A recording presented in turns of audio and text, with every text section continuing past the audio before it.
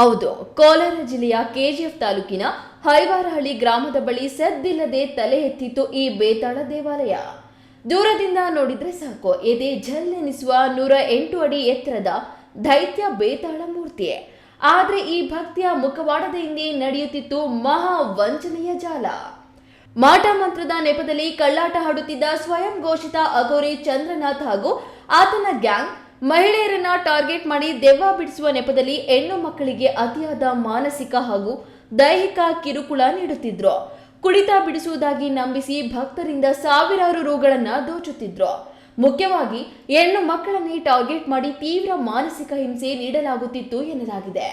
ಪೂಜೆ ಪುರಸ್ಕಾರಗಳ ಹೆಸರಿನಲ್ಲಿ ಭಕ್ತರಿಂದ ಸಾವಿರಾರು ರೂಪಾಯಿಗಳನ್ನ ಸುಲಿಗೆ ಮಾಡಲಾಗುತ್ತಿತ್ತು. ಕೊನೆಗೂ ಸಹನೆ ಕಳೆದುಕೊಂಡ ಸ್ಥಳೀಯರು ಹಾಗೂ ಸಂತ್ರಸ್ತರು ಪೊಲೀಸರ ಮೊರೆ ಹೋಗಿದ್ದಾರೆ. ದೂರು ದಾಖಲಾಗುತ್ತಿದ್ದಂತೆ ಎಚ್ಚೆತ್ತ ಬೇತಮಂಗಲ ಪೊಲೀಸರು ಹಠಾತ್ ದಾಳಿ ನಡೆಸಿ ಅಕ್ರಮ ಚಟುವಟಿಕೆಗಳಿಗೆ ಬ್ರೇಕ್ ಹಾಕಿದ್ದಾರೆ. ಭಕ್ತಿ ಎಂಬುದು ನಂಬಿಕೆಯ ಸಂಕೇತವೇ ಹೊರತು ಮೂಢನಂಬಿಕೆಯ ಹೆಸರಿನಲ್ಲಿ ಅಮಾಯಕರನ್ನ ಸುಲಿಗೆ ಮಾಡುವ ದಾರಿಯಲ್ಲ. ಅಘೋರಿ ಚಂದ್ರನಾಥನ ಕಪಟ ನಾಟಕಕ್ಕೆ ಸದ್ಯ ಬೇತಮಂಗಲ ಪೊಲೀಸರು ಫುಲ್ ಸ್ಟಾಪ್ ಇಟ್ಟಿದ್ದಾರೆ. ಕೈಸಂಬಲ್ಲಿ ಪೊಲೀಸ್ ಸ್ಟೇಷನ್ ಲಿಮಿಟಲ್ಲಿ ಹೈವಾರಹಳ್ಳಿ ಒಂದು ಊರಿದೆ. ಇದು ಇಲ್ಲಿ ಬೇತಾಳ ಒಂದು ದೇವಸ್ಥಾನ ಥರ ಒಂದು ಕಟ್ಟಿದ್ದಾರೆ. ನಮಗೆ ಮಾಹಿತಿ ಬಂದಿತ್ತು ಇಲ್ಲಿ ಏನು ಇಲೀಗಲ್ ಆ್ಯಕ್ಟಿವಿಟಿ ಮಾಡ್ತಾರೆ. ಇಲೀಗಲ್ ಆ್ಯಕ್ಟಿವಿಟಿ ಮೀನ್ಸ್ ಅವರು ಯಾವುದು ಬ್ಲ್ಯಾಕ್ ಮ್ಯಾಜಿಕ್ ಮತ್ತು ಇನ್ಹ್ಯೂಮನ್ ಪ್ರಾಕ್ಟೀಸಸ್ ಈ ಥರ ಕಂಪ್ಲೇಂಟ್ ಬಂದಿತ್ತು. ಸೊ ಅದು ನಿಷೇಧ ಇದೆ ಕರ್ನಾಟಕ ಕಾನೂನು ಪ್ರಕಾರ.